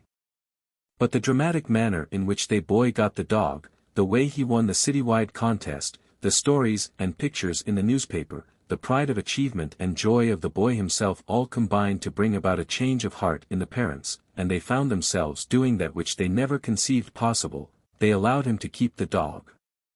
All this the grandmother explained to me, and she concluded by saying that there was one particular kind of dog on which the boy had set his heart. It was a collie. 4. This was told by the aunt in the story to the entire audience at the conclusion of one of my lectures. During the question period following my lecture on the law of assumption, a lady who had attended many lectures and had had personal consultation with me on a number of occasions, rose and asked permission to tell a story illustrating how she had successfully used the law. She said that upon returning home from the lecture the week before, she had found her niece distressed and terribly upset. The husband of the niece, who was an officer in the Army Air Force stationed in Atlantic City, had just been ordered, along with the rest of his unit, to active duty in Europe. She tearfully told her aunt that the reason she was upset was that she had been hoping her husband would be assigned to Florida as an instructor. They both loved Florida and were anxious to be stationed there and not to be separated. Upon hearing this story, the aunt stated that there was only one thing to do, and that was to apply immediately the law of assumption. "Let's actualize it," she said. If you were actually in Florida, what would you do? You would feel the warm breeze. You would smell the salt air. You would feel your toes sinking down into the sand. Well, let's do all that right now. They took off their shoes and, turning out the lights, in imagination, they felt themselves actually in Florida, feeling the warm breeze, smelling the sea air, pushing their toes into the sand. 48 hours later, the husband received a change of orders. His new instructions were to report immediately to Florida as an Air Force instructor. 5 days later, his wife was on a train to join him. While the aunt, in order to help her niece to attain her desire, joined in with the niece in assuming the state of consciousness required, she did not go to Florida. That was not her desire. On the other hand, that was the intense longing of the niece. 5. This case is especially interesting because of the short interval of time between the application of this law of assumption and its visible manifestation. A very prominent woman came to me in deep concern. She maintained a lovely city apartment and a large country home, but because the many demands made upon her were greater than her modest income, it was absolutely essential that she rent her apartment if she and her family were to spend the summer at their country home. In previous years, the apartment had been rented without difficulty early in the spring, but the day she came to me, the rental season for summer sublets was over. The apartment had been in the hands of the best real estate agents for months, but no one had been interested even in coming to see it. When she had described her predicament, I explained how the law of assumption could be brought to bear on solving her problem. I suggested that, by imagining the apartment had been rented by a person desiring immediate occupancy and by assuming that this was the case, her apartment actually would be rented. In order to create the necessary feeling of naturalness, the feeling that it was already a fact that her apartment was rented, I suggested that she drift off into sleep that very night, imagining herself, not in her apartment, but in whatever place she would sleep were the apartment suddenly rented. She quickly grasped the idea and said that in such a situation she would sleep in her country home, even though it was not yet opened for the summer. This interview took place on Thursday. At 9 o'clock the following Saturday morning, she phoned me from her home in the country, excited and happy. She told me that on Thursday night she had fallen asleep actually imagining and feeling that she was sleeping in her other bed in her country home many miles away from the city apartment she was occupying. On Friday, the very next day, a highly desirable tenant, one who met all her requirements as a responsible person, not only rented the apartment, but rented it on the condition that he could move in that very day. 6. Only the most complete and intense use of the law of assumption could have produced such results in this extreme situation. 4 years ago, a friend of our family asked that I talk with his 28-year-old son, who was not expected to live. He was suffering from a rare heart disease. This disease resulted in a disintegration of the organ. Long and costly medical care had been of no avail. Doctors held out no hope for recovery. For a long time, the son had been confined to his bed. His body had shrunk to almost a skeleton, and he could talk and breathe only with great difficulty. His wife and 2 small children were home when I called, and his wife was present throughout our discussion. I started by telling him that there was only one solution to any problem, and that solution was a change of attitude. Since talking exhausted him, I asked him to nod in agreement if he understood clearly what I said. This he agreed to do. I described the facts underlying the law of consciousness, in fact that consciousness was the only reality. I told him that the way to change any condition was to change his state of consciousness concerning it. As a specific aid in helping him to assume the feeling of already being well, I suggested that in imagination, he see the doctor's face expressing incredulous amazement in finding him recovered, contrary to all reason, from the last stages of an incurable disease, that he see him double-checking in his examination and hear him saying over and over, "It's a miracle, it's a miracle." He not only understood all this clearly, but he believed it implicitly. He promised that he would faithfully follow this procedure. His wife, who had been listening intently, assured me that she, too, would diligently use the law of assumption and her imagination in the same way as her husband. The following day I sailed for New York, all this taking place during a winter vacation in the tropics. Several months later, I received a letter saying the son had made a miraculous recovery. On my next visit, I met him in person. He was in perfect health, actively engaged in business and thoroughly enjoying the many social activities of his friends and family. He told me that from the day I left, he never had any doubt that it would work. He described how he had faithfully followed the suggestion I had made to him and day after day had lived completely in the assumption of already being well and strong. Now, 4 years after his recovery, he is convinced that the only reason he is here today is due to his successful use of the law of assumption. 7. This story illustrates the successful use of the law by a New York business executive. In the fall of 1950, an executive of one of New York's prominent banks discussed with me a serious problem with which he was confronted. He told me that the outlook for his personal progress and advancement was very dim. Having reached middle age and feeling that a marked improvement in position and income was justified, he had talked it out with his superiors. They frankly told him that any major improvement was impossible and intimated that if he was dissatisfied, he could seek another job. This, of course, only increased his uneasiness. In our talk, he explained that he had no great desire for really big money, but that he had to have a substantial income in order to maintain his home comfortably and to provide for the education of his children in good preparatory schools and colleges. This he found impossible on his present income. The refusal of the bank to assure him of any advancement in the near future resulted in a feeling of discontent and an intense desire to secure a better position with considerably more money. He confided in me that the kind of job he would like better than anything in the world was one in which he managed the investment funds of a large institution such as a foundation or great university. In explaining the law of assumption, I stated that his present situation was only a manifestation of his concept of himself and declared that if he wanted to change the circumstances in which he found himself, he could do so by changing his concept of himself. In order to bring about this change of consciousness, and thereby a change in his situation, I asked him to follow this procedure every night just before he fell asleep. In imagination, he was to feel he was retiring at the end of one of the most important and successful days of his life. He was to imagine that he had actually closed a deal that very day to join the kind of organization he yearned to be with and in exactly the capacity he wanted. I suggested to him that if he succeeded in completely filling his mind with this feeling, he would experience a definite sense of relief. In this mood, his uneasiness and discontent would be a thing of the past. He would feel the contentment that comes with the fulfillment of desire. I wound up by 68. Assuring him that if he did this faithfully, he would inevitably get the kind of position he wanted. This was the first week of December.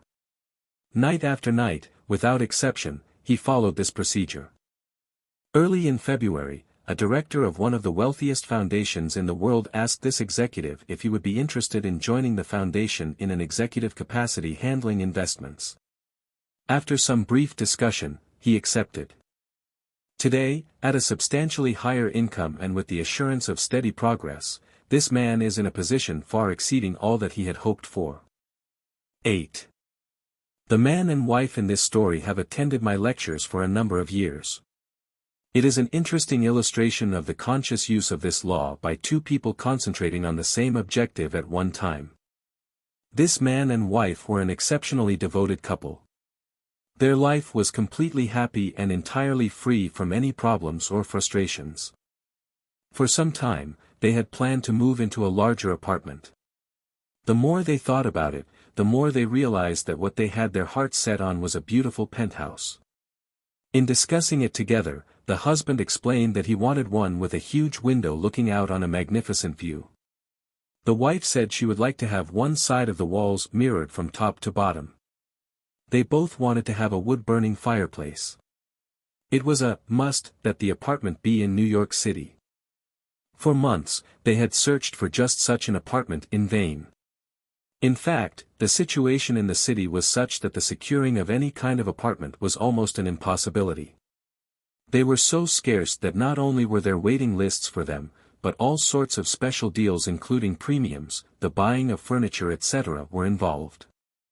New apartments were being leased long before they were completed, many being rented from the blueprints of the building. Early in the spring, after months of fruitless seeking, they finally located one which they seriously considered. It was a penthouse apartment in a building just being completed on Upper Fifth Avenue facing Central Park. It had one serious drawback. Being a new building, it was not subject to rent control, and the couple felt the yearly rental was exorbitant. In fact, it was several $1,000s a year more than they had considered paying. During the spring months of March and April, they continued looking at various penthouses throughout the city, but they always came back to this one. Finally, they decided to increase the amount they would pay substantially and made a proposition which the agent for the building agreed to forward to the owners for consideration. It was at this point, without discussing it with each other, each determined to apply the law of assumption. It was not until later that each learned what the other had done. Night after night, they both fell asleep in imagination in the apartment they were considering. The husband, lying with his eyes closed, would imagine that his bedroom windows were overlooking the park. He would imagine going to the window the first thing in the morning and enjoying the view. He felt himself sitting on the terrace overlooking the park, having cocktails with his wife and friends, all thoroughly enjoying it. He filled his mind with actually feeling himself in the penthouse and on the terrace. During all this time, unknown to him, his wife was doing the same thing. Several weeks went by without any decision on the part of the owners, but they continued to imagine as they fell asleep each night that they were actually sleeping in the penthouse. One day, to their complete surprise, one of the employees in the apartment building in which they lived told them that the penthouse there was vacant. They were astonished, because theirs was one of the most desirable buildings in the city with a perfect location right on Central Park. They knew there was a long waiting list of people trying to get an apartment in their building. The fact that a penthouse had unexpectedly become available was kept quiet by the management because they were not in a position to consider any applicants for it. Upon learning that it was vacant, this couple immediately made a request that it be rented to them, only to be told that this was impossible. The fact was that not only were there several people on a waiting list for a penthouse in the building, but it was actually promised to one family. Despite this, the couple had a series of meetings with the management, at the conclusion of which the apartment was theirs. The building being subject to rent control, their rental was just about what they had planned to pay when they first started looking for a penthouse. The location, the apartment itself, and the large terrace surrounding it on the south, west, and north was beyond all their expectations, and in the living room, on one side, is a giant window 15 feet by 8 feet with a magnificent view of Central Park. One wall is mirrored from floor to ceiling, and there is a wood-burning fireplace. 24. Failure. This book would not be complete without some discussion of failure in the attempted use of the law of assumption. It is entirely possible that you either have had or will have a number of failures in this respect, many of them in really important matters. If, having read this book, having a thorough knowledge of the application and working of the law of assumption, you faithfully apply it in an effort to attain some intense desire and fail, what is the reason? If, to the question, did you persist enough, you can answer, yes, and still the attainment of your desire was not realized, what is the reason for failure? The answer to this is the most important factor in the successful use of the law of assumption. The time it takes your assumption to become fact, your desire to be fulfilled, is directly proportionate to the naturalness of your feeling of already being what you want to be, of already having what you desire. The fact that it does not feel natural to you to be what you imagine yourself to be is the secret of your failure. Regardless of your desire, regardless of how faithfully and intelligently you follow the law, if you do not feel natural about what you want to be, you will not be it. If it does not feel natural to you to get a better job, you will not get a better job. The whole principle is vividly expressed by the Bible phrase, "You die in your sins," John 8 verse 24, you do not transcend from your present level to the state desired. How can this feeling of naturalness be achieved? The secret lies in one word, imagination. For example, this is a very simple illustration. Assume that you are securely chained to a large heavy iron bench. You could not possibly run, in fact you could not even walk. In these circumstances, it would not be natural for you to run. You could not even feel that it was natural for you to run. But you could easily imagine yourself running. In that instant, while your consciousness is filled with your imagined running, you have forgotten that you are bound. In imagination, your running was completely natural. The essential feeling of naturalness can be achieved by persistently filling your consciousness with imagination, imagining yourself being what you want to be or having what you desire. Progress can spring only from your imagination, from your desire to transcend your present level. What you truly and literally must feel is that with your imagination, all things are possible. You must realize that changes are not caused by caprice, but by a change of consciousness. You may fail to achieve or sustain the particular state of consciousness necessary to produce the effect you desire. But, once you know that consciousness is the only reality and is the sole creator of your particular world and have burnt this truth into your whole being, then you know that success or failure is entirely in your own hands. Whether or not you are disciplined enough to sustain the required state of consciousness in specific instances has no bearing on the truth of the law itself, that an assumption, if persisted in, will harden into fact. The certainty of the truth of this law must remain despite great disappointment and tragedy, even when you see the light of life go out and all the world go on as though it were still day. You must not believe that because your assumption failed to materialize, the truth that assumptions do materialize is a lie. If your assumptions are not fulfilled, it is because of some error or weakness in your consciousness. However, these errors and weaknesses can be overcome. Therefore, press on to the attainment of ever higher levels by feeling that you already are the person you want to be. And remember that the time it takes your assumption to become reality is proportionate to the naturalness of being it. Man surrounds himself with the true image of himself. Every spirit builds itself a house and beyond its house a world, and beyond its world a heaven. Know then that the world exists for you. For you the phenomenon is perfect. What we are, that only can we see. All that Adam had, all that Caesar could, you have and can do. Adam called his house, heaven and earth. Caesar called his house, Rome, you perhaps call yours a cobbler's trade, 100 acres of land, or a scholar's garret. Yet line for line and point for point, your dominion is as great as theirs, though without fine name.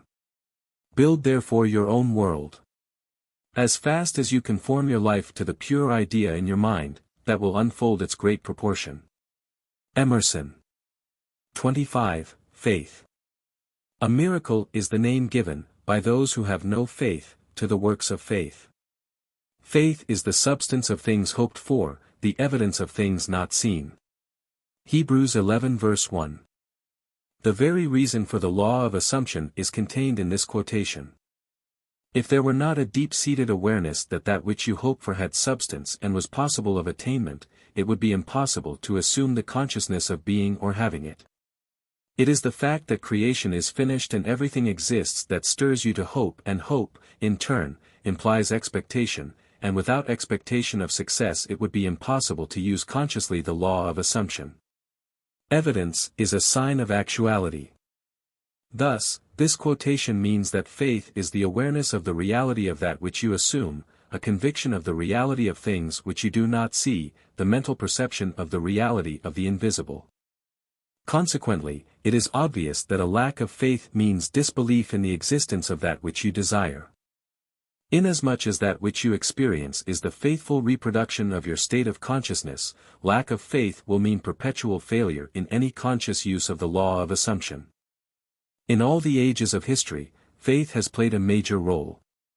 It permeates all the great religions of the world, it is woven all through mythology, and yet today it is almost universally misunderstood.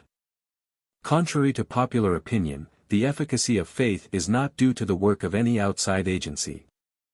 It is from first to last an activity of your own consciousness. The Bible is full of many statements about faith, of the true meaning of which few are aware. Here are some typical examples.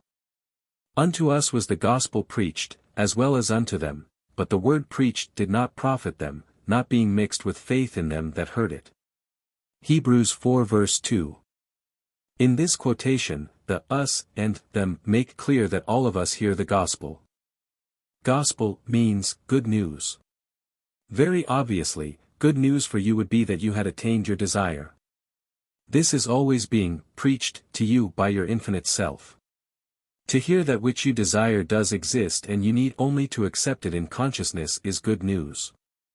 Not mixing with faith means to deny the reality of that which you desire. Hence there is no profit, attainment, possible. Oh, faithless and perverse generation, how long shall I be with you? Matthew 17 verse 17. The meaning of faithless has been made clear. Perverse means turn the wrong way, in other words, the consciousness of not being what you want to be. To be faithless, that is, to disbelieve in the reality of that which you assume, is to be perverse. How long shall I be with you means that the fulfillment of your desire is predicated upon your change to the right state of consciousness. It is just as though that which you desire is telling you that it will not be yours until you turn from being faithless and perverse to righteousness. As already stated, righteousness is the consciousness of already being what you want to be. By faith he forsook Egypt, not fearing the wrath of the king, for he endured, as seeing him who is invisible. Hebrews 11 verse 27. Egypt means darkness, belief in many gods, causes. The king symbolizes the power of outside conditions or circumstances. He is your concept of yourself as already being what you want to be. Enduring as seeing him who is invisible means persisting in the assumption that your desire is already fulfilled. Thus, this quotation means that, by persisting in the assumption that you already are the person you want to be, you rise above all doubt, fear, and belief in the power of outside conditions or circumstances, and your world inevitably conforms to your assumption. The dictionary definitions of faith, the assent of the mind or understanding to the truth, unwavering adherence to principle, are so pertinent that they might well have been written with the law of assumption in mind. Faith does not question, faith knows. 26. Destiny. Your destiny is that which you must inevitably experience. Really it is an infinite number of individual destinies, each of which when attained is the starting place for a new destiny. Since life is infinite, the concept of an ultimate destiny is inconceivable. When we understand that consciousness is the only reality, we know that it is the only creator. This means that your consciousness is the creator of your destiny. The fact is, you are creating your destiny every moment, whether you know it or not. Much that is good and even wonderful has come into your life without your having any inkling that you were the creator of it. However, the understanding of the causes of your experience, and the knowledge that you are the sole creator of the contents of your life, both good and bad, not only make you a much keener observer of all phenomena, but through the awareness of the power of your own consciousness, intensify your appreciation of the richness and grandeur of life. Regardless of occasional experiences to the contrary, it is your destiny to rise to higher and higher states of consciousness, and to bring into manifestation more and more of creation's infinite wonders. Actually, you are destined to reach the point where you realize that, through your own desire, you can consciously create your successive destinies. The study of this book, with its detailed exposition of consciousness and the operation of the law of assumption, is the master key to the conscious attainment of your highest destiny. This very day start your new life. Approach every experience in a new frame of mind, with a new state of consciousness. Assume the noblest and the best for yourself in every respect and continue therein. Make believe, great wonders are possible. 27. Reverence. Never wouldst thou have made anything if thou hadst not loved it. Wisdom 11:24. In all creation, in all eternity, in all the realms of your infinite being, the most wonderful fact is that which is stressed in the first chapter of this book. You are God. You are the I am that I am. You are consciousness. You are the Creator. This is the mystery, this is the great secret known by the seers, prophets, and mystics throughout the ages. This is the truth that you can never know intellectually. Who is this you? That it is you, John Jones or Mary Smith, is absurd. It is the consciousness which knows that you are John Jones or Mary Smith. It is your greater self, your deeper self, your infinite being. Call it what you will. The important thing is that it is within you, it is you, it is your world. It is this fact that underlies the immutable law of assumption. It is upon this fact that your very existence is built. It is this fact that is the foundation of every chapter of this book. No, you cannot know this intellectually, you cannot debate it, you cannot substantiate it. You can only feel it. You can only be aware of it. Becoming aware of it, one great emotion permeates your being. You live with a perpetual feeling of reverence. The knowledge that your Creator is the very self of yourself and never would have made you had He not loved you must fill your heart with devotion, yes, with adoration. One knowing glimpse of the world about you at any single instant of time is sufficient to fill you with profound awe and a feeling of worship. It is when your feeling of reverence is most intense that you are closest to God, and when you are closest to God, your life is richest. Our deepest feelings are precisely those we are least able to express, and even in the act of adoration, silence is our highest praise.